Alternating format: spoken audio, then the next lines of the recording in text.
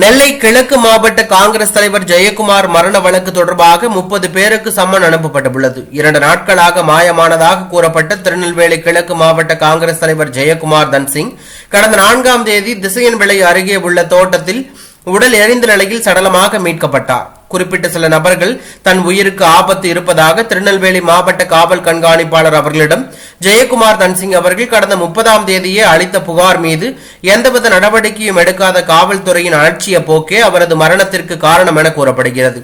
இந்நிலையில் ஜெயக்குமார் கடிதத்தில் குறிப்பிட்ட நபர்கள் மற்றும் சந்தேக நபர்கள் என 30 பேருக்கு மாவட்ட காவல்துறை சம்மன் அனுப்பியுள்ளது. ரூபி மனோகரன், முன்னாள் தமிழக காங்கிரஸ் கமிட்டி தலைவர் தங்கபாலு உள்ளிட்ட முக்கிய காங்கிரஸ் கட்சி நிர்வாகிகளுக்கும் சம்மன் அனுப்பப்பட்டுள்ளதாக தகவல் வெளியாகி அரசியல் வட்டாரத்தில் பெரும் பரபரப்பை ஏற்படுத்தியுள்ளது.